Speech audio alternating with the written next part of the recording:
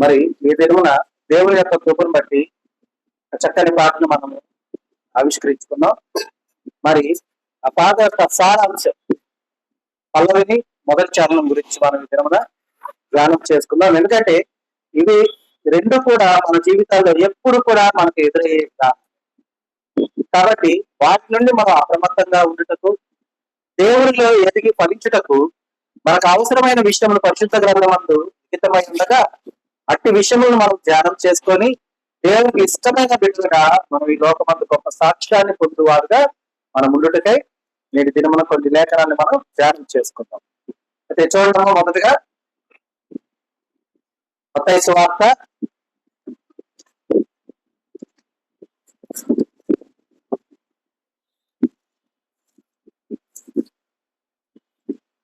27వ అధ్యాయం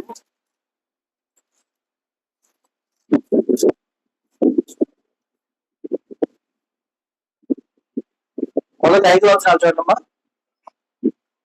ఉదయమైనప్పుడు ప్రధాన యాజకులను ప్రజల పెద్దలందరూ యేసును చంపవాలని ఆయనకు విరోధముగా ఆలోచన చేసి ఆయనను బంధించి తీసుకొని పోయి అధిపతి అయిన పొంతి పిలాతునికి అప్పగించారు.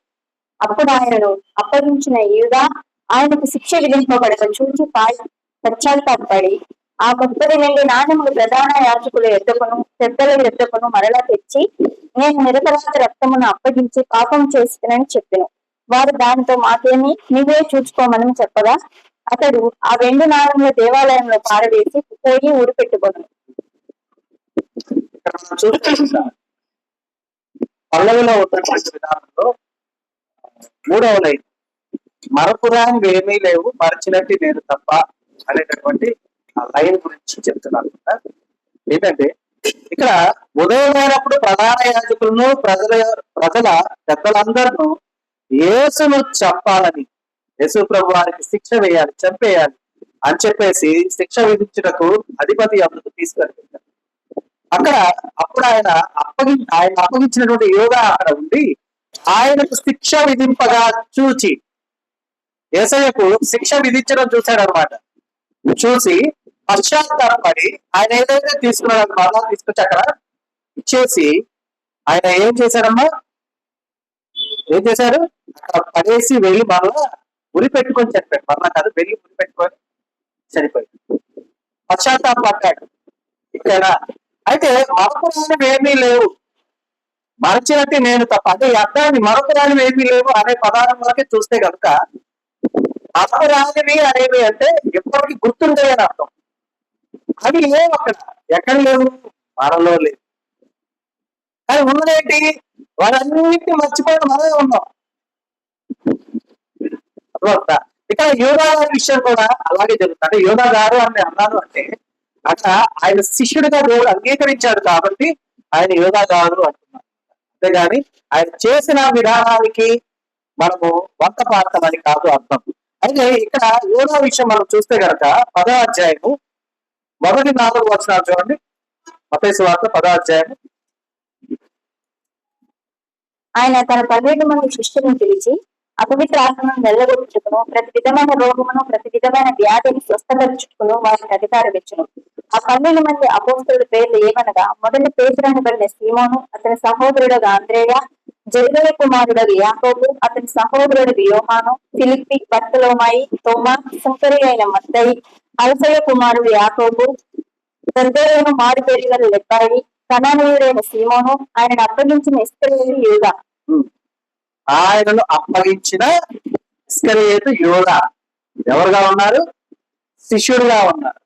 అయితే ఆ శిష్యుడికి ఏం చెప్తున్నారు యేసు ప్రభు వారు?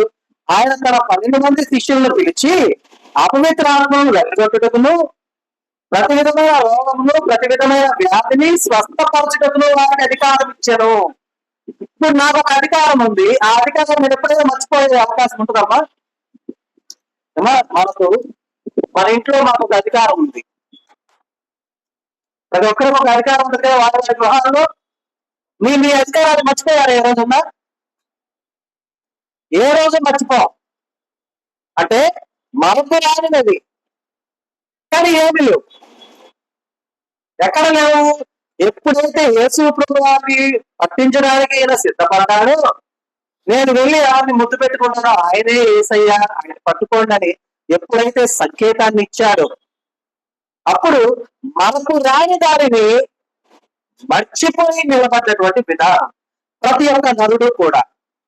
అంటే ఇస్కరియోతు యూదా వంటి వారు మనము అని మనం చెప్పుకుంటే ఒప్పుకోము మనం అసలు. మన కోపం అదే యేసు ప్రభువుని పట్టించేవాడు ఎవరన్నా అని నాకు అలా కనపడుతుందా అంటాం. కానీ ఇక్కడ అర్థం ఏంటంటే మనకు దానికి ఏమీ లేనటువంటి ఆ యొక్క విధానాన్ని అనుభవిస్తున్న సమస్త నరులు కూడా దేవుని యొక్క మహిమలను మర్చిపోయి ఆయనకు వ్యతిరేకంగా ఉన్నటువంటి విధానం. అర్థమైనా? ఆయనకు వ్యతిరేకంగా ఎలా ఉంటున్నాం? దేవుడు ఒక పని చేయొద్దు అన్నాడు. కాదు కాదు, ఆ పనే నేను చేయాలి.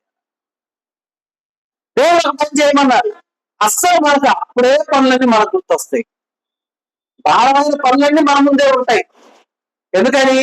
దేవుడి పనిని పక్కన పెట్టాలి. అర్థమైందా? అంటే మనకు రాని వాటిని మనం మర్చిపోతూ ఉన్నాము, మరో మనసుగా వాటిని గుర్తు పెట్టుకుంటూ ఉన్నాం. ఈ రెండింటిలో మిగిలింది మన ఒక్కళ్ళనే. అర్థమైందా? కానీ మనం దేవుడి దగ్గరికి ఎలా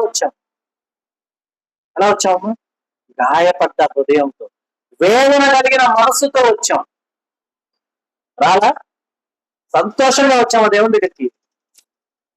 నలిగిపోయిన వారుగా, విసికి వేసారిన వారుగా, దేవుడు తప్ప ఎవరు మనకు సహాయం చేయలేదు అని గ్రహించిన వారుగా మనం వచ్చాం. అవునా? వచ్చాక ఆయన దేంతో అయితే వచ్చాము, విరిగి నలిగిన హృదయంతో మనం వచ్చాం. ఆ హృదయాన్ని ఆయన ఆలయంగా మలుచుకుంటాం.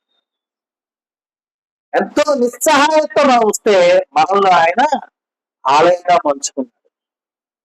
ఎప్పుడైతే దేవుని ఆలయంగా మనం మారిపోయామో అప్పుడు ఆయన చేసిన సమస్తం మర్చిపోయే వారుగా ఉండిపోయి మనమే ఒంటరిగా మిగిలిపోయాం. అయినా కూడా ఆయన ప్రేమను మన ఎడలో చూపిస్తూనే ఉన్నారు కదమ్మా. అదే చివరి లైన్, నీ ప్రేమకు నేను యోగ్యుడనా? ఎందుకు యోగ్యుడని కాదని మనం 10 క్వశ్చన్ మార్క్ వేసుకున్నాం అక్కడ. నీ ప్రేమకు నేను యోగ్యుడనా?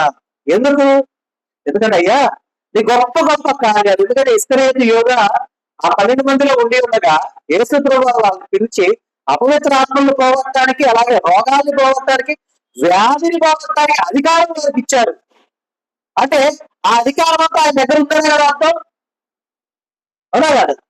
ఆ 30 వెండి నాణేలమ్మా యేసయ్యని పట్టిస్తే ఆయనకు దక్కింది. కానీ యేసయ్యని పట్టికుండా కనుక దేవుడిచ్చిన అధికారము చెప్పు ఆయన స్వస్థపరుస్తూ వెళ్తే స్వస్థపరచబడిన ప్రతి వాడు కూడా ఆయనకి ఇవ్వడా? అలాగే మన జీవితంలో దేవుడు భయంగా చేసిన గొప్ప గొప్ప కార్యాలు మనం ఏ రోజు మర్చిపోయే వారుగా ఉండకూడదు. ఎందుకంటే అవన్నీ మాకు మన అనుభవాలు. అవి అనుభవం పాపము ఎప్పటికీ కూడా మరపునకు రాదు. వస్తుందా? ఎదురు ముళ్ళ ఖర్చు ఉంది. ఓ రోజు వెళ్ళి మీరు ముళ్ళ ఖర్చు మీద పడ్డారు, ఒళ్ళంతా గుచ్చుకున్నాయి, ఆ నొప్పి భరించారు, మరలా ముళ్ళ ఖర్చు మీకు కాబడింది, గుర్తురాదా? మరలా మర్చిపోయి పెడితే ఉపయోగం ఉందా? కాబట్టి దేవుడు చేస్తున్నటువంటి సమస్త మేలుల్ని మనం జ్ఞాపకం ఉంచుకునే వారుగా మనం ఉంటూ ఉండగా, మనం ఆయన కృపలో భద్రపరచబడ్డ వారుగా ఉంటూ ఉండగా, ఆయన మనల్ని వెన్నటువంటి నడిపించుతూ ఉండగా, ఏ క్షణము కూడా ఆయన చేసిన ఏ మేలు కూడా మనకు వచ్చేవి కాదు. అయినా కూడా వాటిని మర్చిపోయి మనమే మిగిలి ఉంటే యూదాకు మనకు వేదన ఉందా? వ్యత్యాసం ఏముందా? ఉంటుందా? ఏమీ ఉండదు.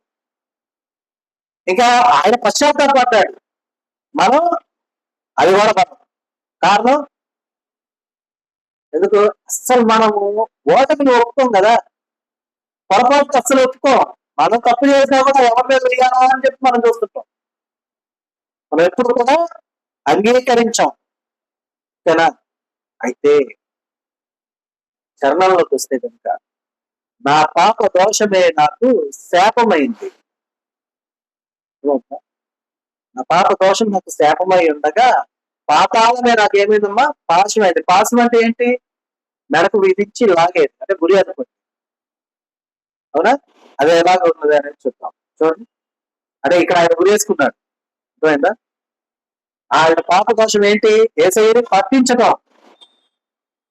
ఆ పాప దోషం ఏమైంది? ఆయనకి శాపమైంది. ఎందుకు శాపమైంది అంటే అతను పశ్చాత్తాపడ్డాడు, అతనికి అవకాశం లభించిందా? లేదు. ఏమైపోయాడు? వెళ్ళిపోయి ఆత్మహత్య చేసుకున్నాడు. ఆత్మహత్య ఏంటి? పాపం, పాపమేనా? పాపంకు తగు జీతం మరణం. మరణం దేనికి ముళ్ళు? పాపానికి ముళ్ళు ఉందా లేదా? పాపాలకి లేదా? మరి ఆయన అంటే పశ్చాత్తాపడ్డా కూడా ఉపయోగం లేక పాపం చేసిన వాడయ్యాడు. ఆ పాపం ఏమైంది అంటే చేసిన పాపం ఆయనకు శాపమైంది, పాతాళం ఆయనకు పాశమైంది. ఇదేమో ఆయన గురించి రాయట్లా. మన జీవితాల్లో మనము సంచరిస్తున్న విధానంలో, మనం అనుసరిస్తున్న విధానంలో మనం ఏ రీతిగా జీవిస్తున్నామో మన కళ్ళకు కట్టాలని చెప్పేసి వ్రాయబడింది. నా పాప దోషమే నాకు శాపమవ్వగా, పాతాళమే నాకు పాశమాయెను. నా పాప పరిహారార్థం బలియాగమై ప్రోక్షించే నీ దుర్దిరం జీవానికై. మరి యేసు ప్రభువారి రక్తం ప్రతి పాపము నుండి మనల్ని పరిశుద్ధపరుస్తుంది. అయితే చూడమ్మా, రోమాపత్రిక అపోస్తలుడైన పౌలు రోమీయులకు రాసిన పత్రిక 5వ అధ్యాయము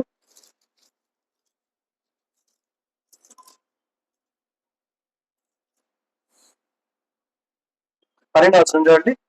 ఇట్లుండగా ఒక మనుషుని ద్వారా పాపము ద్వారా మరణమును లోకంలో ఎలాగో ప్రవేశించునో అలాగుననే మనుషులందరూ పాపం చేసినందున మరణము అందరికీ సంప్రాప్తమైను.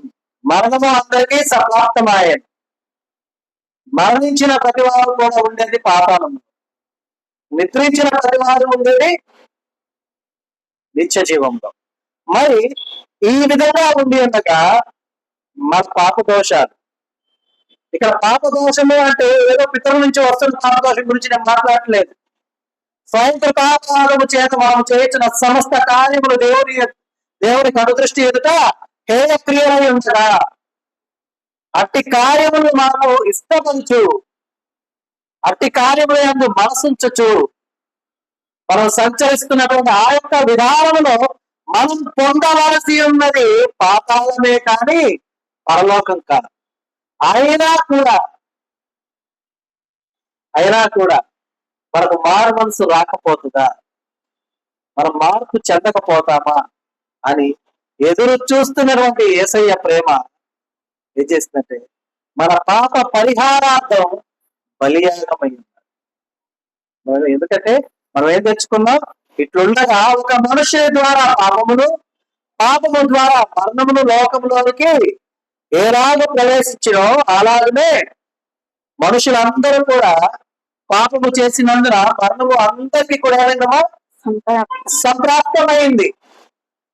మనందరికి కూడా మరణము సంప్రాప్తమై ఉన్నది. అంటే మన జీతం అన్నమాట, మన లాభం, మనకు వచ్చే ఫలితం మరణమై ఉండగా ఆ మరణాన్ని యేసు ప్రభువారు జయించి, ఓ మరణమా నీ విజయం ఎక్కడా?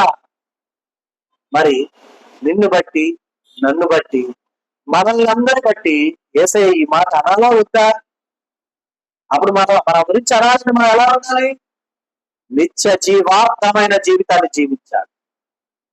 పరలోక వారసత్వాన్ని సుస్థిరం చేసుకున్న వారుగా మనం ఉండాలి. అర్థమైందా? ఈ లోక ఆశతో, ఈ లోకపరమైనటువంటి సమస్తముతో మనం నిండి ఉండగా మనకు అవకాశం లభిస్తుందమ్మా? వస్తుందా? రాదు. కాబట్టి మనం గమనించాలి.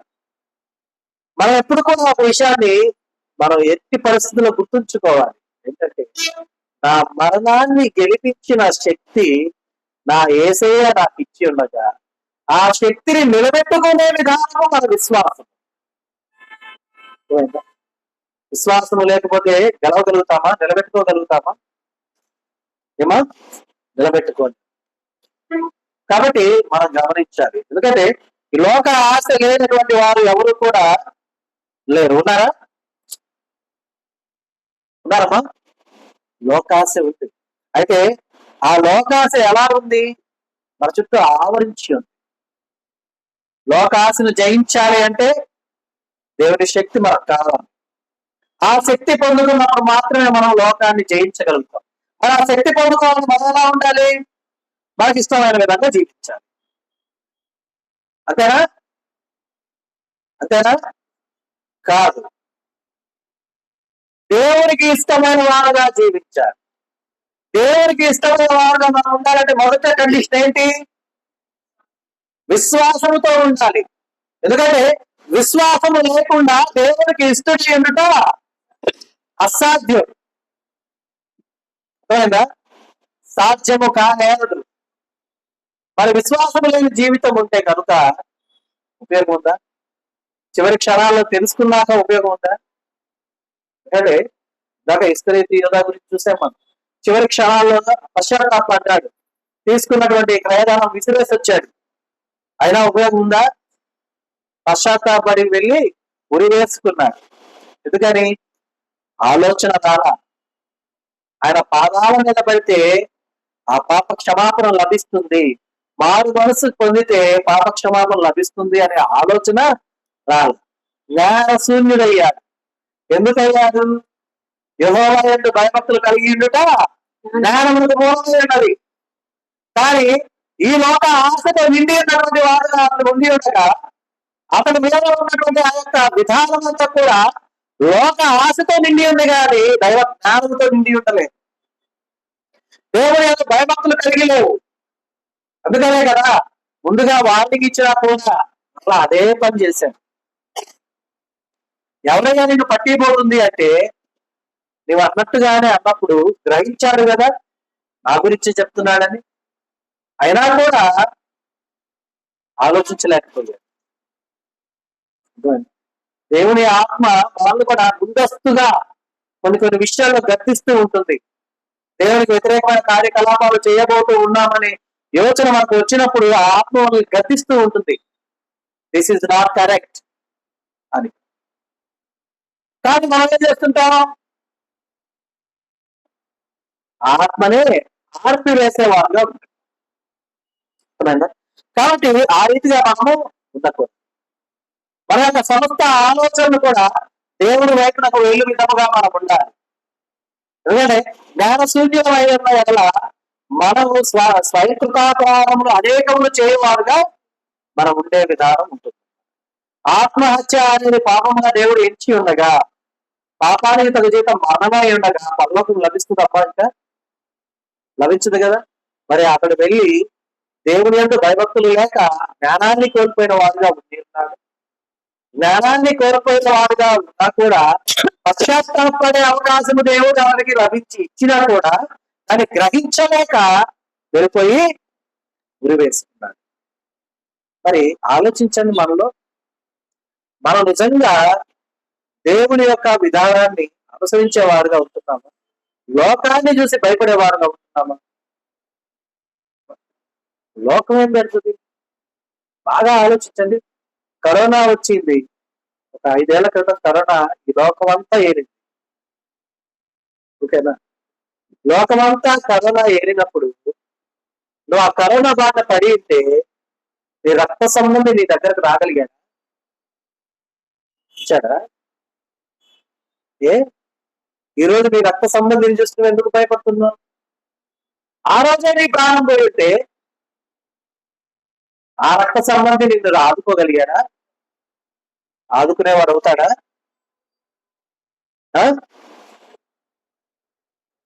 ఆశ అనేది పాశం. ఆశని కాక మనము నిగ్రహించుకోలేకపోతే అది మన మెడకు గురి అవుతుంది. ఏ విధంగా? 30 వెండి నాణాల కోసం ఆశపడ్డాడు. ఆ ఆశ ఏమైంది? అతనికి పాశమైంది. ఆ పాశం ఏమైంది? పాతాళానికి తీసుకెళ్ళి. ఎవరో చూస్తున్నారు, ఎవరో అంటున్నారు, ఎవరో వింటున్నారు, ఎవరో నిర్బంధిస్తున్నారు, ఎవరో నియంత్రిస్తున్నారు. ఎవరో నడిపిస్తున్నారు. ఆ ఎవరో అనే దగ్గర నా దేవుడేడి ఉన్నాడా?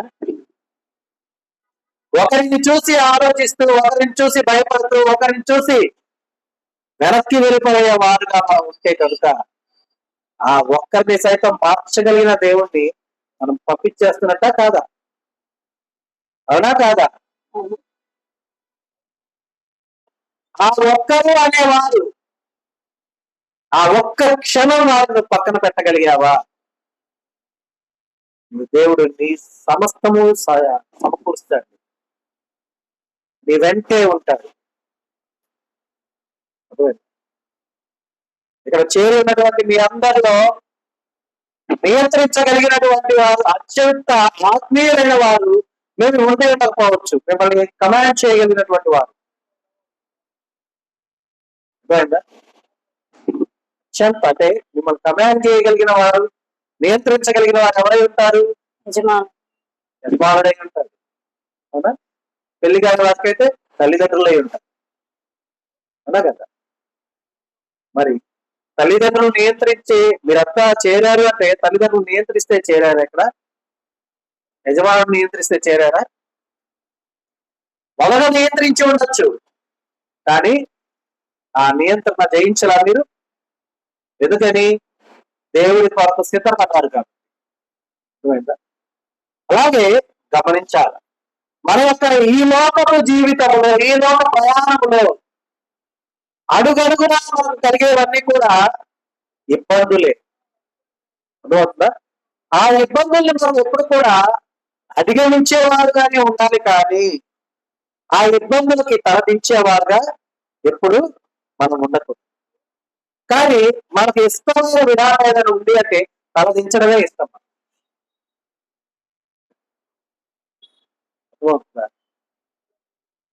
ఒక సహోదరి ఒక సాక్ష్యం విన్నాను, ఎక్కడో వైజాగ్ లోనో ఎక్కడో ఉంటారన్నమాట వారు. ఆ సాక్ష్యము ఏంటంటే, ఆ సహోదరిని మందిరానికి వెళ్తూ ఉంటే అందరూ నిర్బంధిస్తూ ఉండేవారు. వెళ్ళొద్దు, వెళ్ళేదేంటి, ఫలానా వాళ్ళ దేవుడు, వెళ్ళేదేంటి, మనం ఏ కులంలో పుట్టాం, ఏ మతంలో పుట్టాం, అది ఇది, ఇలా పోతే మీ ఇంటికి రా, మిమ్మల్ని వెలివేస్తాం, అది ఇది అని మాట్లాడుతూ ఆమె ఎంతో నిర్బంధించారు. అయితే ఆమె ఎంత నిర్బంధించినా కూడా ప్రయత్నం చేస్తూనే ఉంది దేవుని యొద్దకు వెళ్ళటానికి, దేవుని ఆరాధించుకోవటానికి. ఆ వెళ్తున్నటువంటి ఆ యొక్క సమస్త క్రమంలో దేవుడు ఆ బిడ్డను బాగా ఆశీర్వదించి ఆ బిడ్డ యొక్క సమస్త ప్రార్థనను అంగీకరించి ఆ బిడ్డకు తోడేయండి నిలబడ్డాడు.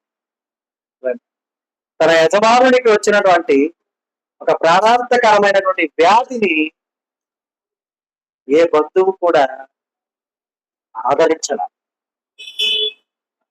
ఎవరెవరైతే నియంత్రించి ఉన్నారో వారెవరూ కూడా ఆ కుటుంబం దగ్గరికి రాల, ఆ యజమానుడికి వచ్చినటువంటి ఆ వ్యాధిని బట్టి. మరి ఆయన ఇప్పటికీ బ్రతుకున్నారు. ఓకేనా? ఇది దాదాపు 15 ఏళ్ల క్రితం సాక్ష్యం, ఇది ఇప్పటికీ బ్రతుకున్నారు. ఓకేనా? ప్రాణాంతకరమైన వ్యాధి ఎన్ని రోజుల్లో మనిషిని తీసుకెళ్ళిపోతామా? గట్టిగా 2 ఏళ్ళు బ్రతుకుతాడు, నుంచి బ్రతుకుతాడా? కానీ అక్కడ ఆ స్త్రీ యొక్క విశ్వాసము ఏం చేసింది? తన యజమానుని బ్రతికించుకుంటూ ఉంది. ఇంకా ఏ విధంగా? దేవుని యొక్క కృపద్వారా, దేవుని యొక్క ప్రేమతో, దేవుడు ఆమె ప్రార్థన చేసిన విధానాన్ని దేవుడు అంగీకరించిన విధానంతో. అర్థమైందా? అయితే మనం ఏం చేస్తాం? వారి ఇరువురు కూడా చక్కగా దేవుని సన్నిధికి వెళ్తూ ఉన్నారు, దేవుని ఆరాధించుకుంటూ ఉన్నారు. బంధువులు వెళ్ళేశారు. ఎందుకు వెళ్ళేశారు? రోగం వచ్చిందని కాదు, ఇప్పుడు ఇద్దరు వెళ్తున్నారని. కానీ వ్యాధి వచ్చినప్పుడు తోడు నిలబడ్డది ఎవరు? అర్థమైందా? మన అవసరాలు, అత్యంత కష్టతరమైన అవసరం మనకుంటే అప్పుడు మనకు దేవుడు ఎంత గొప్పగా కనపడతాడు తెలుసా? అన్ని దేవుడే, దేవుడు తప్పికేం ఉండదు. మనం అవసరం తీరాక వాళ్ళు ఏమనుకుంటారు, వీళ్ళు ఏమనుకుంటారు, వాళ్ళు అలా అంటారు, వీళ్ళు ఇలా అంటారు. అర్థమైందా? కాబట్టి ఆయన సత్య మార్గం అందు దేవుడు మనల్ని నడిపించుతూ ఉన్నారు. ఆయన సాక్షిగా మనల్ని నిలబెట్టుకుంటూ ఉన్నాడు. ఆ సాక్ష్యాన్ని తగ్గ విధంగా నువ్వు జీవించలేకపోతే దేవుడు చేసిన గొప్ప కార్యము నిష్ఫలమే కదా. అవునా కదా? నిష్ఫలం. అందుకని మనం వాస్తవానికి మనం అంత ఎదురు చూస్తుంది ఎందుకని, ఆయన ఎప్పుడొకప్పుడు వస్తాడు, మనం తీసుకెళ్తాడు. అంటే అందరిలో ఒకసారి తీసుకెళ్ళాడు. ఎవరి కొరకు వారి కొరకు ఆ క్షణాన వస్తారు, రెండవ రాకడానికి తీసుకువెళ్తారు. అవునా? మరి తీసుకువెళ్ళేది దేవుడై ఉంటారా? అంటే దేవదూతల చేత అబ్రహాము రొమ్మున ఆరుసడికే తీసుకువెళ్ళాలా? లేదంటే తర్వాత ఉన్న దగ్గరికి పోవాలి మనం? ఎక్కడికి వెళ్ళాలి? ఎక్కడికి వెళ్ళాలమ్మా? అబ్రహాము దగ్గరికి వెళ్ళాలి మనం. అబ్రహాము దగ్గరికి వెళ్ళాలి అంటే మనం ఎలా ఉండాలి? మనం ఎలా ఉండాలి చూడండి. యోహాను రాసిన మొదటి పత్రిక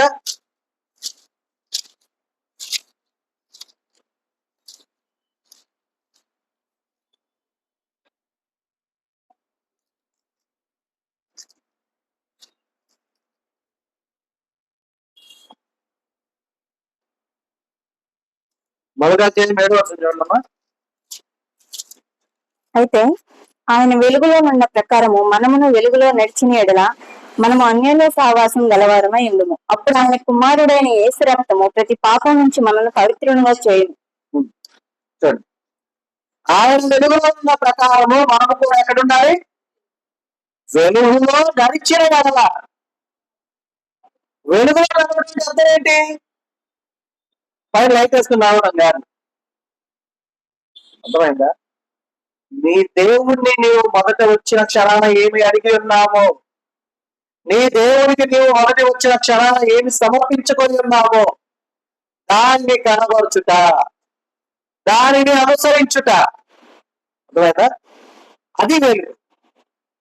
అంటే ఎట్లా అంటే గోప్యము కానిది, అంటే దాక్కునేది కానిది అని. అర్థమైందా? కనిపిస్తూ ఉండేది ఎప్పటికీ అనేది అన్నమాట.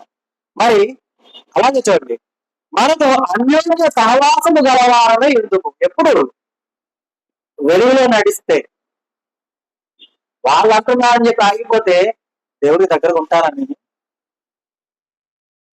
ఉంటారా? నీకు అత్యంత కష్టం వస్తే వాళ్ళని నువ్వు అనుకున్న వాళ్ళు ఎవరు నీ చెత్తకు రాదు, ఎవరు కూడా నీ దరికి రాదు. కాబట్టి మనము ఈ లోకంలో జీవిస్తున్నటువంటి వారమే. అయితే ఈ లోకాన్ని జయించేవారుగా మనం ఉండాలి. జయించేవారికి మాత్రమే దేవుడు ఏమిస్తాడమ్మా?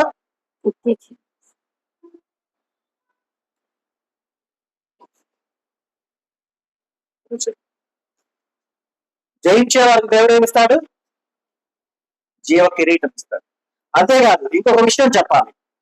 ఇప్పుడు సమూయేలుని దేవుడు ఎక్కడ నియమించుకున్నాడు? మొదట ఏం చేసేవాడు సమూయేలు?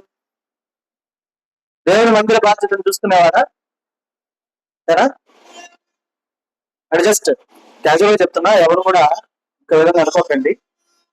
మందిర బాధ్యత అంటే మాకు చేతగాక మీకు ఇచ్చేది కాదు. అర్థమైందా? ఒక 10 నిమిషాలు, ఒక పావు గంట, ఒక 20 నిమిషాలు, లేదంటే ఒక అరగంట ముందు వస్తే మేమే మందిర బాధ్యత చేసుకోగలం. దానికి ఎవరికి ఇంకొకరికి ఇవ్వాల్సిన పని లేదు. అర్థమైందా? దేవుని యొక్క సమస్త పనుల్లో అందరూ కూడా పాలిభాగస్తులు అవ్వాలి అన్నటువంటి విధానమే. ఎందుకంటే నువ్వు ఇష్టంతో నువ్వు చేస్తున్న పనిని దేవుడు దగ్గరని చూస్తూ ఉన్నప్పుడు నీ హృదయానుసారంగా నువ్వు చేస్తున్న దాన్ని చూస్తాడు దేవుడు. మందిర బాధ్యత అప్పచెప్తున్నావు. ఎందుకు అప్పచెప్తున్నావు? దేవుడికి అంటే ఎంత ఇష్టమో, దేవుడు నీకెంత ఇష్టమో నువ్వు కనపరుచుకోవడానికి. అర్థమవుతుందా? అంతేగాని మందిర బాధ్యత నేను చేయను అంటే నీకు ఎవరికి కూడా బలవంతంగా ఇచ్చేయడం లేదు. గమనించండి, ఎందుకంటే దేవుడిని వెతకాలి అంటే వెలుగులోనే వెతకాలి. మనం చీకట్లో ఉండి వెతికితే దొరుకుతామా ఏ వస్తువు అయినా? మన ఇల్లు మనకు బాగా తెలిసింది ఇల్లు ఎప్పుడు మన ఇల్లు మనకు తెలియదా? ఏ వస్తువు ఎక్కడెక్కడ ఉండదో తెలియదా?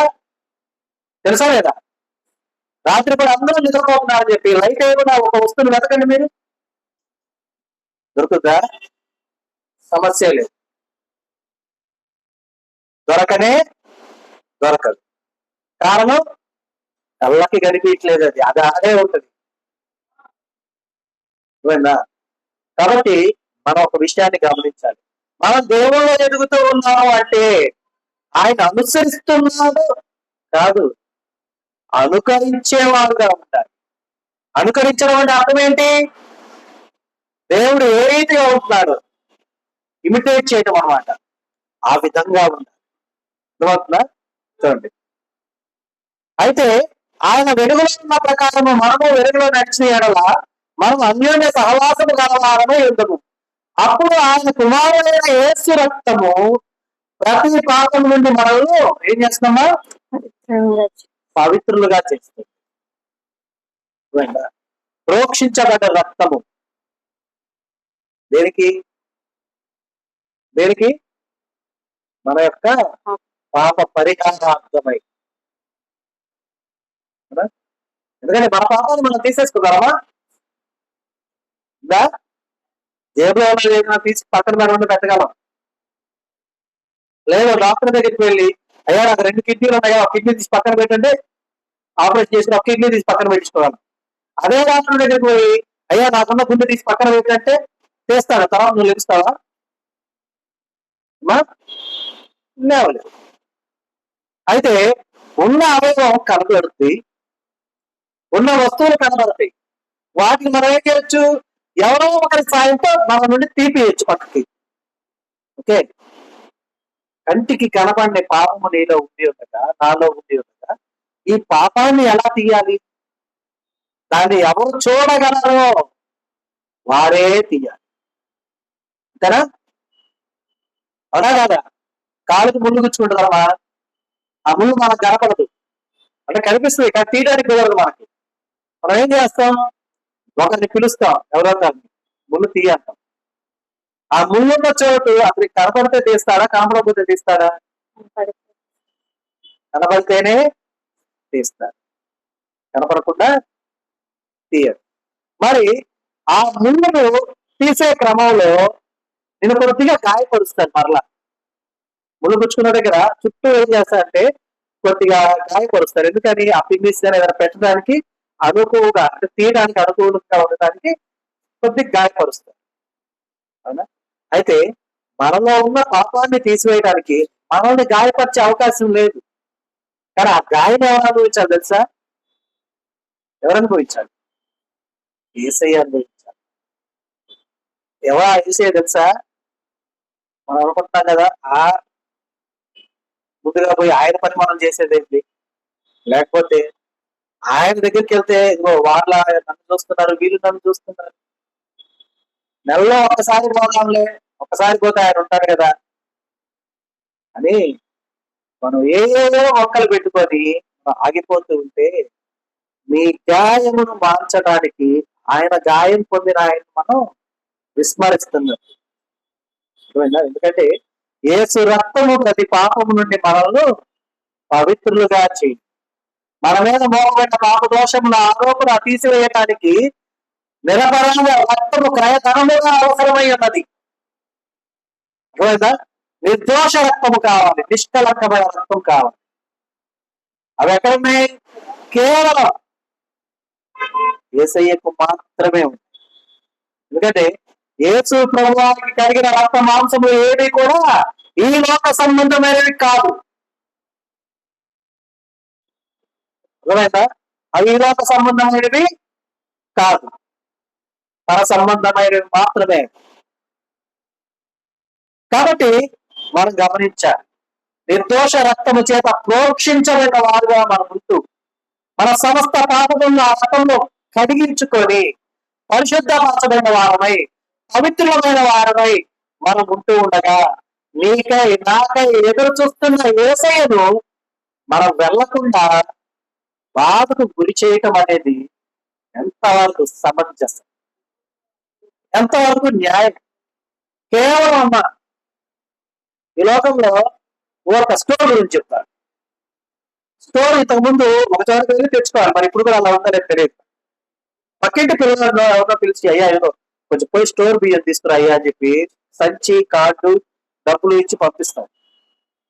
వాడు వెళ్ళి వచ్చిన తర్వాత మనం తీసుకుంటాం. రేపు వాడు ఏదైనా వచ్చి అమ్మ నాకు అది ఇవ్వ అంటే మన దగ్గర ఉంటే వెంటనే ఏం చేస్తాం, తీసుకోమా అని ఇస్తాం. ఎందుకని వాడు నాకు సహాయం చేశాడు, మరలా సహాయం చేస్తాడు, ఇప్పుడు ఇస్తే ఏమవుతే చెయ్యి.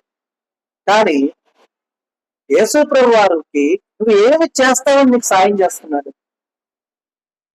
ఏమిస్తావు, ఏముంది మన దగ్గర ఇవ్వడానికి? ఉందా? మన దగ్గర ఉన్నాయి ఆయన నొప్పించే మాటలు, నొప్పించే ఆలోచనలు మళ్ళీ ఎప్పుడు పుష్కలంగా ఉంటుంటాయి. ఆయన చెంతకు వస్తే ఒకరేదో అంటారని చెప్పి అంటే ఆయన దగ్గరకు వెళ్ళకుండా ఆగిపోతే రేపు నీ కష్టాన్ని ఆయన తప్ప వేరే వారు తీర్చలేనిదైతే ఆ రోజు ఆయన దగ్గరికి ఏం మొహం పెట్టుకుని వెళ్తామమ్మా? మనం మాస్క్ వేసుకుని వెళ్దామా? వెళ్తామా? వెళ్ళలేము. అయినా వెళ్తాం. ఎందుకని ఆ రోజు మనం ఆపేవాళ్ళు గుర్తురారు.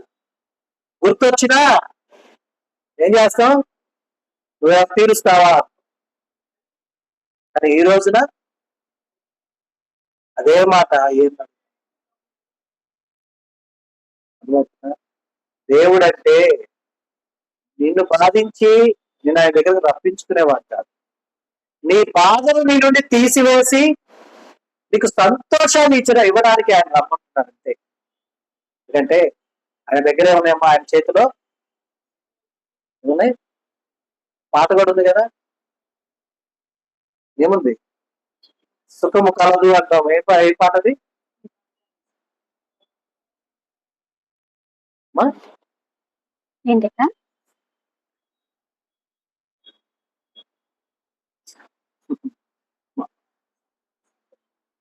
సంపూర్ణ సంతోషం. మరి ఆయన దగ్గర అదుంటే అవి వదిలిపెట్టి మనం వెళ్తే ఉపయోగం ఉందా? మనకు ఉంటుందా? కానీ నీకోసం రక్తం కాల్చేటప్పుడు ఆయన బాధపడ్డాడా, సంతోషించాడా? చెప్పండి. నీకోసం నా కోసం ఏసే రక్తం కారుస్తున్నప్పుడు ఆయన సంతోషించాడా, బాధపడ్డాడా? ఆయన దేహం నుండి రక్తం కారిపోతుందని ఏం చేశాడు? సంతోషించాడు. ఎందుకో తెలుసా? నా దేహం నుండి కావచ్చున్న హృదయము ఆ రుధిర బిందువు చేత ఒక బిడ్డ యొక్క సమస్త పాపములను కడుగుటకు అవి వెళ్తూ ఉండగా వాటి నుండి ప్రోక్షించబడి రక్షించబడినటువంటి ఆత్మ నా చెంత చేరబోతూ ఉంది. ఒక్క ఆత్మను రక్షించుకోవడానికై ఎన్ని కొరడాకైనా తేటానికి యేసయ్య సిద్ధం. ఒక్క ఆత్మను రక్షించుకోవడానికై చింద్రము చేసుకోవడానికి ఆయన దేహాన్ని, ఆ రక్తాన్ని దారులుగా ప్రవహింప చేయటకు ఆయన సిద్ధం. ఎందుకంటే ఆయన సంతోషం, ఆయన సంతోషం, ఆయన ఆనందం ఇవన్నీ మనం ఇచ్చే కానుకల్లోనో, మనం ఇస్తున్నటువంటి బియ్యంలోనో, మనం ఇచ్చేటువంటి విందుల్లోనో, మనం చేసుకుంటున్నటువంటి స్తుతి కోరికల్లోనో, మనం పాడేటటువంటి పాటల్లోనో, మనం ఆరాధించే విధానంలోనో లేవి అన్ని. ఎందులో తెలుసా ఆయన ఆనందం? మనస్ఫూర్తిగా నీ యొక్క సమయాన్ని ఆయనలో గడపటంలో ఉంది.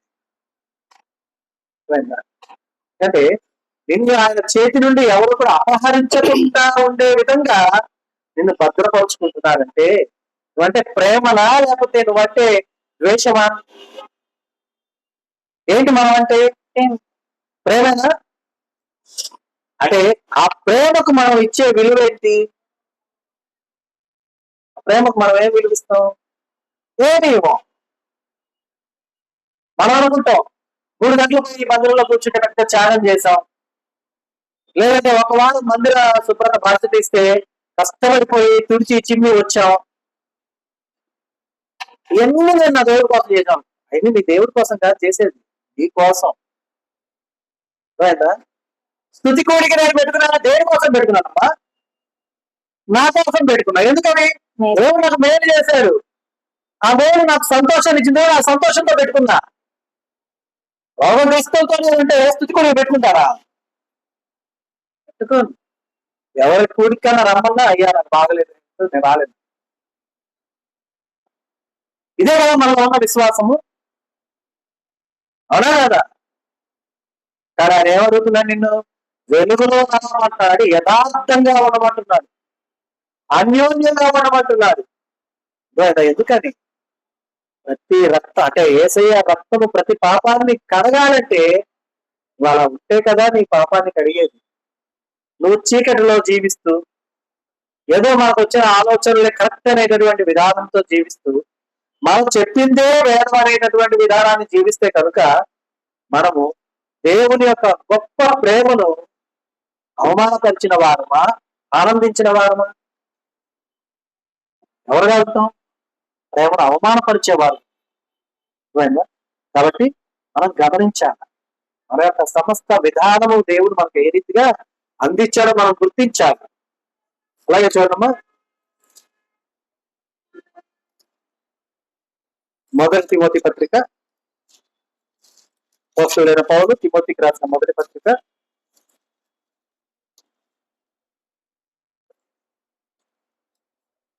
2వ అధ్యాయము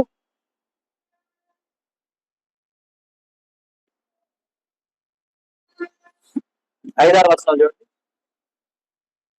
దేవుడు ఒక్కడే దేవునికి నరులకు మధ్య వర్తి దేవుడు ఒక్కడే దేవునికి నరులకు మధ్యవర్తియు ఒకడే, ఆయన క్రీస్తు యేసను నరుడు.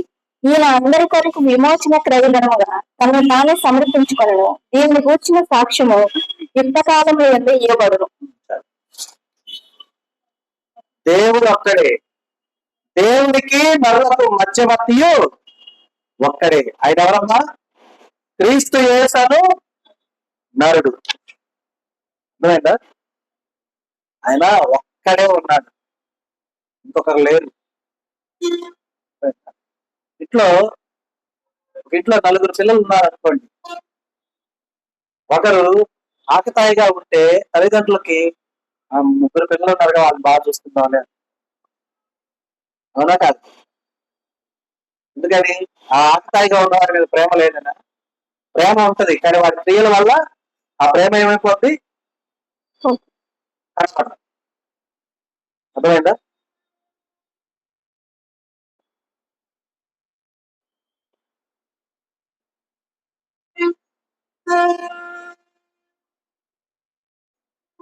అయితే ఆ కుటుంబానికి ఒక్కడే కొడుకయ్యాడు, వాడు ఆకతాయిగా ఉండే తల్లిదండ్రులు ఏం చేస్తారు? దండిస్తారు, కొడతారు, తిడతారు, సరైన మార్గంలో వెళ్ళేలా చేస్తారు. అంటే అది ప్రేమనా లేదా ద్వేషమా? ఏంటమ్మా? ప్రేమ. అయితే మనకు మధ్యవర్తి ఉంది, ఒక్కరే, 2-3 లేదు. 2-3 ఉంటే మన ఇష్టానుసారంగా జీవించి మనకు అనుకూలంగా ఉన్న వాళ్ళ దగ్గరికి వెళ్ళొచ్చు. కానీ ఉండేవారు ఒక్కరే ఉన్నారు. ఆ ఒక్కరినే మనం పాటిస్తాం, ఆ ఒక్కరినే మనము కృంగిపోయేలాగా మన యొక్క క్రియలతో మనం బాధ పెడుతున్నాం. వాస్తవానికి యేసయ్యను ఇస్కరియోతు యూద అప్పచెప్తున్నప్పుడు ఆయన ఎంత వేదన పడి ఉంటాడో తెలుసా? అంటే నేను దొరికిపోతున్నానో, నన్ను పట్టుకుంటున్నారనో, నాకు శిక్ష వేస్తారనో కాదు. ఎందుకంటే క్లియర్ గా చెప్తాడు, మనుష్య కుమారుడు తనకు తానుగా అర్పించుకోవడానికి వచ్చి ఉన్నారని. కానీ యోధాని చూసి ఎంత వేదన పడి ఉంటాడు. ఆఖరికి ఇక చేసేదేమి లేక, చిలికాడా నువ్వు చేయదలిచిన పని చేసేయంటాడు. అక్కడ కూడా ప్రేమగా చూపించాడు. ఎందుకంటే యోధా వెంట వచ్చినటువంటి బదులు కనుక యేసయ్యను అప్పచెప్పకపోతే అతన్ని ఏమన్నా చేస్తున్నారేమో. ఎవరు? యోధా. సరే, అంటే నువ్వు డబ్బులు తీసుకుంటున్నావు, సరైనటువంటి వ్యక్తిని అప్పచెప్పట్లేదు నువ్వు అని చెప్పి ఎవరు చేస్తారేమో అని చెప్పేసి అలా కూడా జరగకూడదని చెప్పి దేవుడు యేసు ప్రభువారు యూదాని కూడా ఎంతగా ప్రేమించాడో చూడండి. మరి మనల్ని అంతగా ప్రేమించిన దేవుడికి మనం ఏమిస్తున్నాము? ఉం? ఏమిస్తున్నాం మనం? నిజంగా హృదయాన్ని ఇవ్వం మనం. ఇవ్వలా, ఇచ్చిన వాడుగా అనుకుంటున్నాం అంతే. ఇచ్చాము అనే భ్రమలో ఉంటున్నాం అంతే. అర్థమైందా? కానీ ఇచ్చి చూడండి, మనస్ఫూర్తిగా దేవుణ్ణి ఆరాధించే విధానాన్ని అవలంబించి చూడండి, దేవుడు ఎలా ఉంటాడు. ఎందుకంటే దేవుని శక్తివంతమైనటువంటి ఆ యొక్క మాట మనం వింటే, ఆ స్వరము వింటే బలవంతులము, శక్తివంతులం అవుతాం. అర్థమైందా? అది వినకపోతే బలహీనులమే ఎప్పటికీ కూడా. అర్థమైందా? కాబట్టి మనం గమనించాలి, మనకు దేవునికి మధ్య ఉన్నటువంటి మధ్యవర్తి అయినటువంటి యేసయ్య మనల్ని ఏం చేస్తున్నాడమ్మా? అందరి కొరకు విమోచనముగా తన్ను తానే సమర్పించుకొనెను. ఆయనకు ఆయనే సమర్పించుకున్నాడు. యోధా పట్టించడం అనేది కాదు. అర్థమైందా? యోధా ఏమి గొప్పగా పట్టిలా. యోధా 30 వెండి నాణాల కోసం పట్టించుతున్నాడు. నన్ను నేను సమర్పించుకుంటాను. పాపం వాడి ఆశ ఎందుకు నేను అడియాస చేయాలి? ఎందుకంటే దేవుడు నిజంగా ప్రతి ఒక్క నరుని విషయంలో పిచ్చివాడు. ఎంత పిచ్చివాడంటే తనను తానే అర్పించుకునేంత పిచ్చివాడు. నేను గనక అయ్యా నేను నిజంగా మారు మనసు పొందుతాను, నా కొరకు నువ్వు సిలువయ్యా, శిక్ష అనుభవించు, రక్తాన్ని కాచు అంటే ఇష్టంగా చేసేస్తాడు. ఆ పిచ్చి ప్రేమను మనం పిచ్చిగానే చూస్తే విలువ ఉంటుందా అమ్మా? ఉంటుందా? ఎంత ఇష్టం లేకపోతే తన ప్రియ కుమారుని లోకానికి పంపించి ఆ దేహాన్ని చంద్రమయ్యేలా చేసుకుంటాడు చెప్పండి కదా? తనకు తానుగా ఎందుకు వస్తాడు? ఆఖరికి ఆ 30 వెండి నాణాలు యోగాకి ఇచ్చే విధంగా ఎందుకు ఆలోచిస్తాడు దేవుడు? ఆలోచించాడా లేదు అమ్మా? యోధా వెళ్ళి అప్పు చెప్తున్నప్పుడు యోధాకు వచ్చేది ఆ 30 వెండి నాణాలేగా. అవి వేసేది తెలియదా? వస్తాయని తెలుసా లేదా? తెలుసు.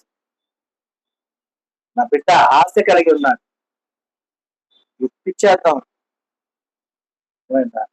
అదే దేవుని ప్రేమ. అదే మనమైతే, అదే యేసు ప్రభు స్థానంలో మనం ఉన్నాం అనుకున్న ఊరక. ఆయన అంత గొప్పవాళ్ళం మనం. కానీ శిక్ష అక్కడ పట్టుకోవడానికి వచ్చేటటువంటి బతులు మనల్ని పట్టుకోవడానికి వస్తున్నారు అనుకుందాం. ఒకరు మనల్ని కొంత డబ్బుకి మనల్ని అప్పు చెప్తూ ఉన్నారు.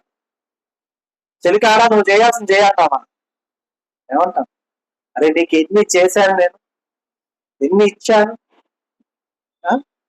అది ఇచ్చాను, ఇది ఇచ్చాను, నువ్వు కావాల్సింది ఇచ్చాను, నువ్వు ఇలాంటి తెలిసి కూడా నేను నిన్ను దగ్గరకు చేర్చుకున్నాను. కానీ నువ్వు ఇప్పుడు ఏం చేస్తున్నావు?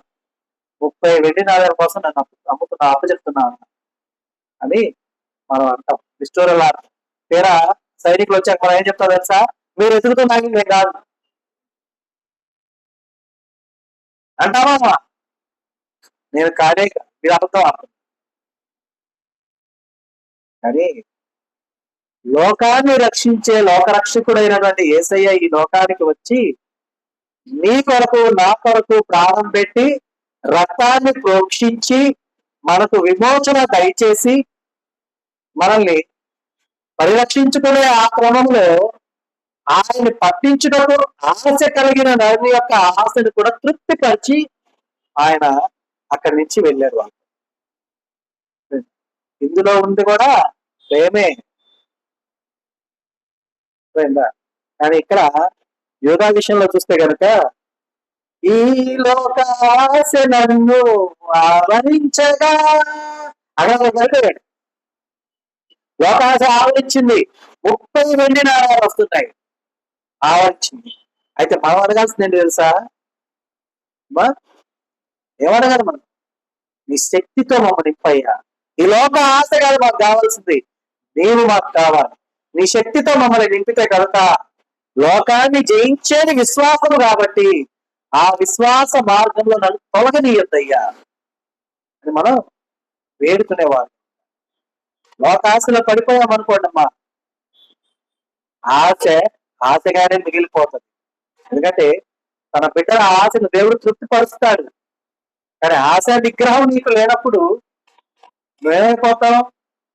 యోధాలాగా. ఎందుకంటే దేవుడు యేసు ప్రభు వారు యోధాకి ఇచ్చిన గొప్ప విధానం ఏంటి తెలుసా? 30 వందనాలు కాదు, యోధాకు దేవుడిచ్చిన విషయాన్ని గ్రహిస్తే 30,000 విగ్రహాలను సంపాదించగలిగినటువంటి శక్తితో కూడిన అధికారాన్ని దేవుడిచ్చాడు. ఏంటి అధికారము? అపవిత్ర ఆత్మలను వెళ్ళగొట్టడం, రోగాన్ని నయం చేయటం, వ్యాధుల్ని నయం చేయటం. గ్రహించాడా? శక్తినిచ్చాడు దేవుడు, గ్రహించలా. అక్కడ యేసు ప్రభువు శిక్ష విధించిన మరుక్షణం చనిపోయాడు, మరణించాడు అతడు.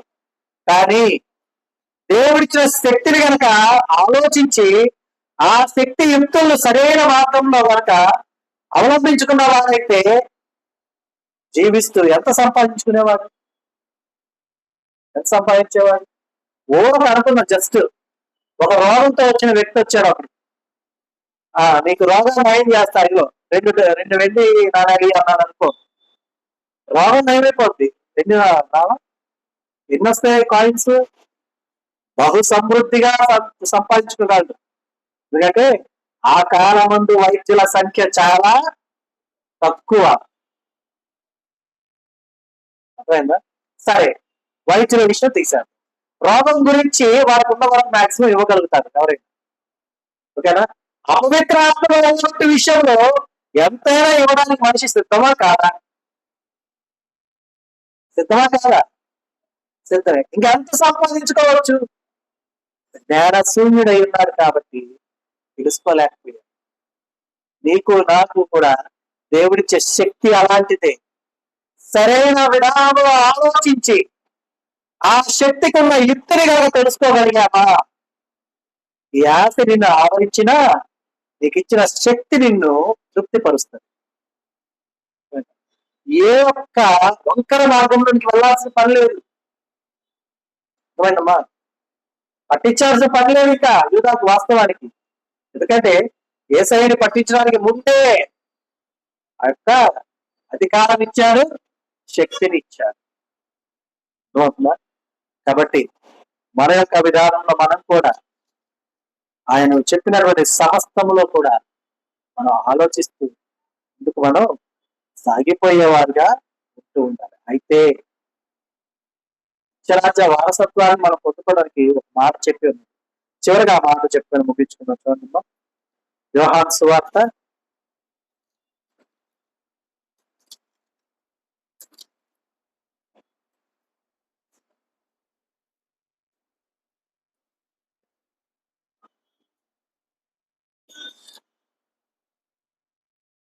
5వ అధ్యాయము, యోహాను సువార్త 5వ అధ్యాయము 24 వస్తుంది చూడండి.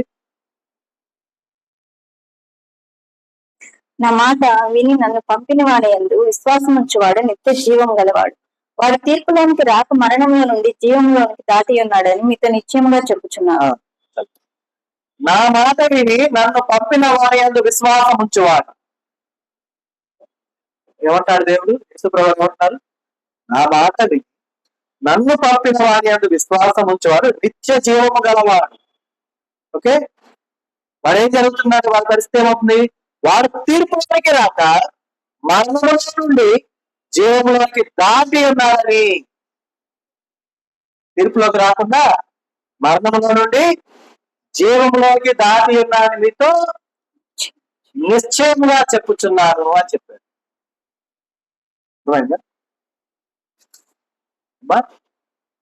ఎంత సంతోషకరమైన విషయం! చిన్నదే విశ్వాసం అంటే. విశ్వాసం అంటే అర్థం ఏంటి? పరిపూర్ణమైన నమ్మకం. అంటే ఎలాంటిది అది? విశ్వాసం ఉన్నది నిరీక్షింపబడిన వారి యొక్క నిజ స్వరూపమును ఇంకా దృశ్యమైన దేనికి రుజువు? అదృశ్యమైనవి అంటే కంటికి కనపడినవి ఉన్నవి అని అనుటకు రుజువునై ఉంది. అర్థమైందా? కంటికి కనపడలేదు అంటే అక్కడ ఏం లేదు అర్థం కాదు. అర్థమైందమ్మా? ఇప్పుడు ఒక పాట కూడా ఉంది. యేసు నీ కార్యములు ఎంతో గొప్ప, అది కంటికి కనపడవు. ఏంటమ్మా పాట? అవి కంటికి కనపడవు, హృదయానికి అంత చిక్కవు. అంత చిక్కు.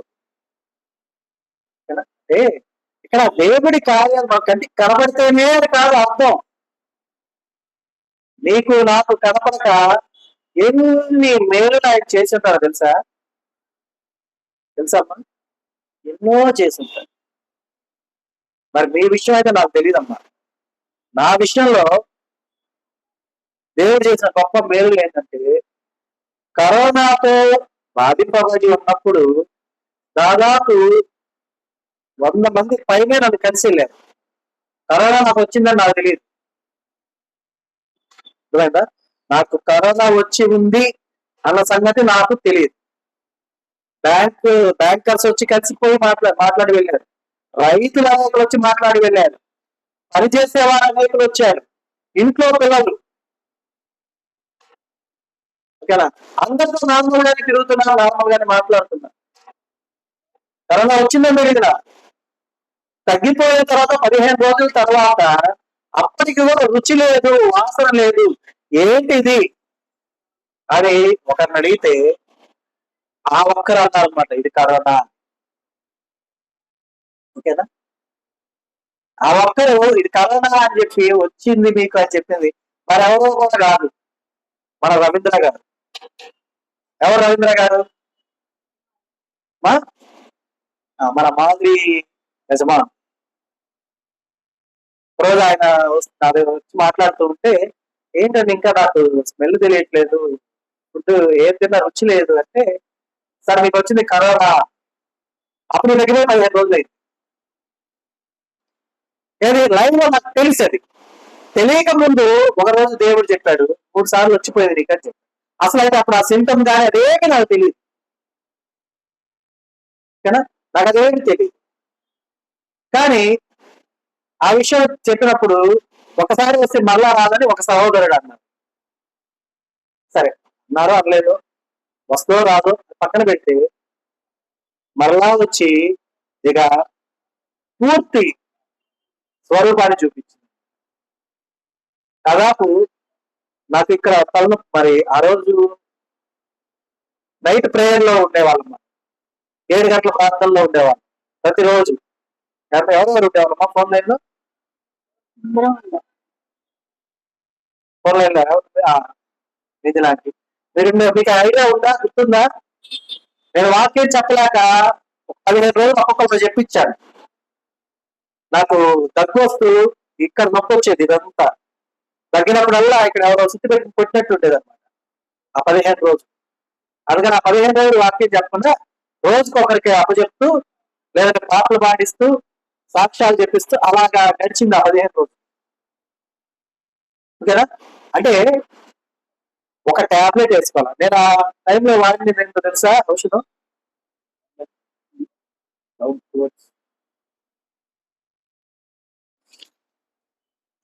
ఆ 15 రోజులు కూడా నాకు తెలియకనే నేను వేసుకున్న మందులు ఏంటంటే లవంగాలు. దగ్గు వస్తుంది తగ్గుద్దని చెప్పి కుక్కలో 2 వేసుకున్నాను. వాటి వల్ల నా నోరంతా పొక్కిపోయేది. అంటే వేడి కదా, నోరంతా పొక్కేది. 15 రోజులు అదే. ఆ 15 రోజుల్లో నేను ఫుడ్ తీసుకున్నది గట్టిగా 3 రోజులు 4 రోజులు. ఎందుకంటే తిరుపతి అయ్యేది కాదు, ఆకలి ఉండేది కానీ ఫుడ్ వెళ్ళేది కాదు లోపలికి. మరి నా కంటికి కనపడిందా దేవుడు చేసిన మేలు? ఆయన చేస్తున్నా నాకు తెలిసిందా? కరోనా వచ్చి చనిపోయారు ఎంత సంఖ్యలో ఉంది చనిపోయిన వారు, లక్షల్లోనే ప్రపంచం అంతా చూసుకుంటే. అవునా? మరి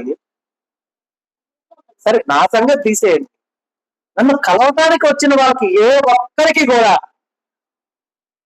అది రాలేదంటే అది కదా దేవుడు చేసిన గొప్ప కార్యం. ఎందుకంటే రేపు పొరపాటు వాళ్ళకి వచ్చుంటే నాకు వచ్చింది తర్వాత మీకు వచ్చిందని తెలిస్తే వాళ్ళు ఏమనేవాళ్ళు, ఆయనకు వచ్చింది మాకు వచ్చింది అంటే వాళ్ళ కుటుంబంలో ఏదైనా నష్టం జరిగితే అన్నిలో వారంతా కూడా కుటుంబాల్లో ఏదైనా నష్టం జరిగితే ఆ కరోనా వల్ల దానికి కారణం నేనేగా, కారణం కరోనానే. కానీ త్రూ ఎవరయ్యారు, నేనే అయ్యాను. కానీ దేవుడు కంటికి కనపడిన గొప్ప కార్యం ఏంటి అంటే నన్ను కలిసి వెళ్ళిన ఏ ఒక్కరికి కూడా ఆ కుటుంబంలో కూడా రానిలేదు. అయితే ఇది నా దగ్గరికి వచ్చి వెళ్ళిన వారికి రానిలేదు, ఎవరితో వారు కలిసిన వాళ్ళు, అది గొప్ప.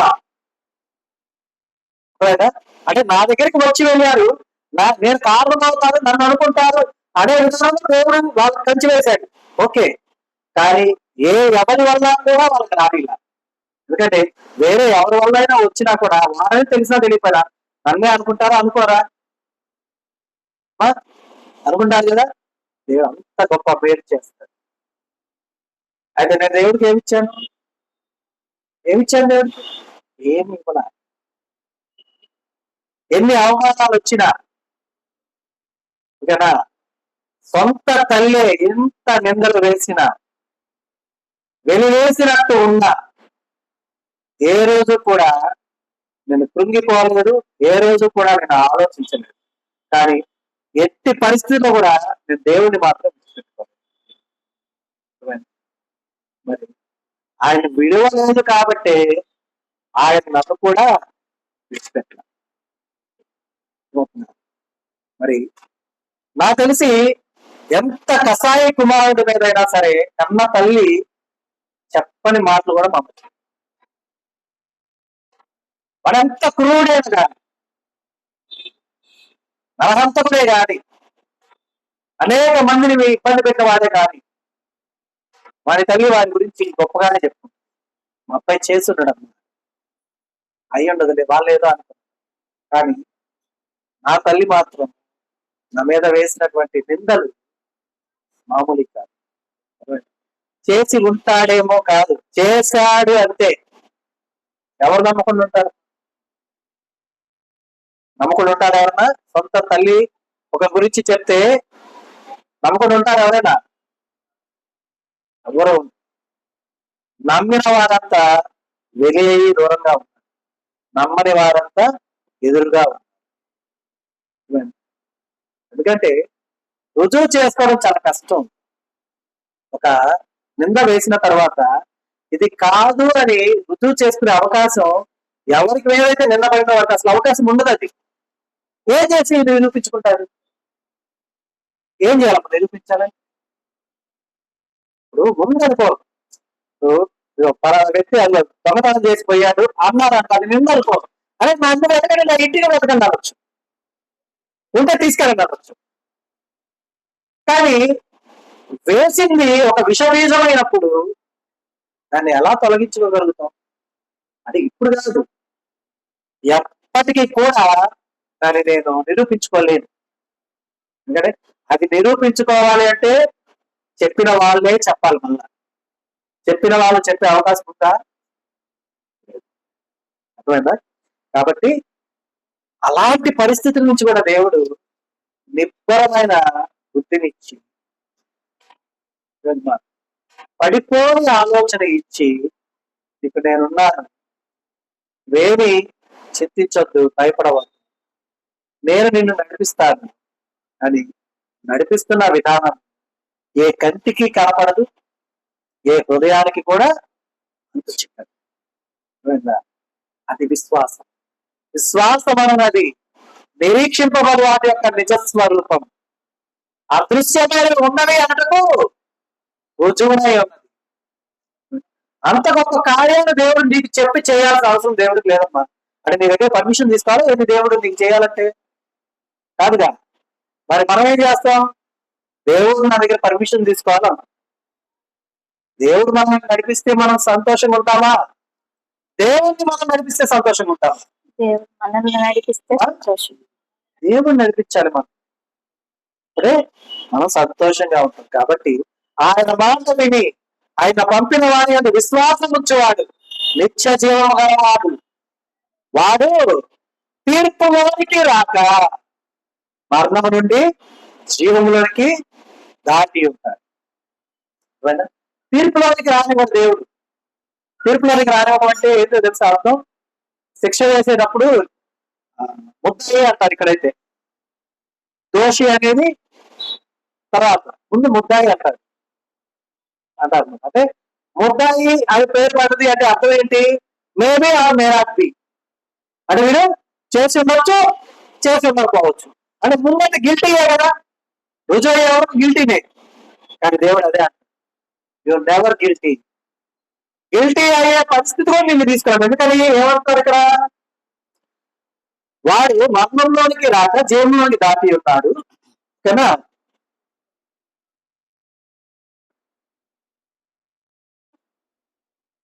మరి మాట విని మరణంలోనికి ఎప్పుడు వెళ్తాం మనం? శిక్షా విధి కలిగినప్పుడే కదా మరణం దగ్గర ఉండేది, అవునా కదా? అందుకని కాగా క్రీస్తునందున్న ఎడల వారికి ఏ శిక్షా విధి లేదు. మరి మనకు కూడా శిక్షా విధి కావాలా? తీర్పులోనికి వెళ్ళాలా? తీర్పులోనికి వెళ్ళాలా? మనం తీర్పులోనికి వెళ్ళకూడదు. తీర్పులోకి వెళ్తే ఏంటంటే చేసామో చేయలేదో తర్వాత సంగతి, కానీ ముందైతే చేసినట్టే లెక్క. ఏమవుతుందా? కాబట్టి దేవుడు మనల్ని అలా తలపించుకునేలాగా ఉంచుకోండి. ఎందుకంటే నిరూపించుకునే వరకు కూడా నువ్వు గిల్టీగానే ఉంటావు. మీకు ఈ విషయం తెలుసో తెలీదు, పాపం ఒక అతను దాదాపు 30 సంవత్సరాలు జైల్లో ఉన్నాడు. అతను లాస్ట్ కి నిర్దోషాన్ని విడిచిపెట్టారు. అతన్ని మన మహారాష్ట్రలో ఇక్కడ జరిగింది. ఒక సంవత్సరం క్రితం, సంవత్సరం గట్టిగా నెలల్లోనూ జరిగింది ఇది. ఏదో హత్య కేసులోనూ దేంట్లోనూ అతను అరెస్ట్ చేశారు. అరెస్ట్ చేసి అతని జీవిత ఖైదు వేశాక అతను నిర్దోషి అని చెప్పి ట్రయల్స్ జరుగుతూ ఉన్నాయి. ట్రయల్స్ జరుగుతుంటే 30 సంవత్సరాలు జైల్లోనే ఉన్నాడు. లాస్ట్ కి తీర్పు అతను నిర్దోషి అని వచ్చింది. అతన్ని విడిచిపెట్టారు. అతను ఒక్క మాట అడిగాడు తెలుసా? చేయని నేరానికి నా 35 సంవత్సరాల జీవితాన్ని వృధా చేశారు, మరి నాకు దాన్ని తిరిగిస్తారా? అంటే అతను చేశాడా చేయలేదా అని పక్కన పెట్టి అతన్ని బోర్డు నిలబెట్టినప్పుడు అతని మనోవేదన ఎలా ఉంటది? చేసిన పరిస్థితి వేరే, చేయని అతని పరిస్థితి. 35 సంవత్సరాలు ఒక నిరపరాధి అపరాధిగా ఉన్నాడు కదా. అందుకే మన కోర్టు లాగా జ్యుడిషియల్ లో ఒక స్లోగన్ ఉంటది. ఏంటిది అది? 100 మంది నేరస్తులు తప్పించుకున్నా పర్వాలేదు, కానీ ఒక్క నిర్దోషికి మాత్రం శిక్ష పడకూడదు. అదేనా? మరి అది ఎక్కడి నుంచి వచ్చింది? ఎక్కడి నుంచి వచ్చింది? మరి అదేగా దేవుడు ఇక్కడ చూపిస్తున్నాడు. తీర్పులోనికే రానియట్లేదు. ముందు పాపం చేయలే మనం, అంతకుముందు తప్పు చేయలే మనం, చేసిన వాళ్ళమే. కానీ విశ్వాసం ఉంచేవాడు నిత్య జీవం గలవాడు. వాడు ఏం చేస్తున్నాడు? తీర్పులోనికి రావట్లా. ఎందుకంటే నీకు పనిష్మెంట్ పడాలా, నువ్వు గిల్టీనా నాట్ గిల్టీనా చూసే అవకాశం లేదు. దేనికి? నువ్వు నిర్దోషివే, వెళ్ళు. కాబట్టి మనం ఎప్పుడు కూడా దేవుడు మనకు ఏమిస్తున్నాడు అనేది మనం క్షుణ్ణంగా పరిశీలించాలి. ఆ పరిశీలన కనుక యోగా చేస్తుంటే ఈరోజు యోగా అబ్రహాము రొమ్మను ఆడుకుని ఉండేవాడు. కానీ ఇప్పుడు పాతాళంలో నుండి మనం చెప్పే మాట్లాడుతున్నాడు, ఆయన సంతోషాన్ని చూస్తుంది. కానీ రెండింటిని కూడా ఆస్వాదించలేకపోతుంది. ఆస్వాదిస్తున్నారా? లేదు. విశ్వాసాన్ని అనుభవించలేకపోతున్నాడు, పరలోకాన్ని ఆస్వాదించలేకపోతున్నాడు. కానీ ఒక నిదర్శనంగా మాత్రం మిగిలిపోయారు. అవిశ్వాసిగా ఉన్నవాడు ఎలా ఉండకూడదో చూపించడానికి ఉండిపోయారు. మరి మనం నిజమైన విశ్వాసులమా అవిశ్వాసులమా? ఎవరమ్మా మనం? విశ్వాసులమేగా. విశ్వాసులమైన మనము దేవుడు చెప్పు సమస్తమును అంగీకరించేవారు గాను, వాటిని ఆచరించేవారు గాను, వాటిని అనుకరించేవారు గాను మనం ఉండాలి. అలాగా ఉన్న ఎట్లా మాత్రమే మనం దేవుని బిడ్డలము అని మనం చెప్పుకోవడానికి మనకు అధికారం. కాబట్టి ఈ యొక్క విధానముతో దేవుళ్ళు ఎదుగుటకు మనకు అవసరమైన సమస్త జ్ఞానము మనకు దేవుడు దయచేయును గాక. ఆమేన్. ఈ దినము దేవుడు మనకు అనుగ్రహించిన తన సత్యవాక్కును బట్టి దేవునికి కృతజ్ఞత ఆస్తులతో చెల్లిస్తున్నాను. దేవుడు తన వాక్యమును దీవించును గాక. ఆమేన్.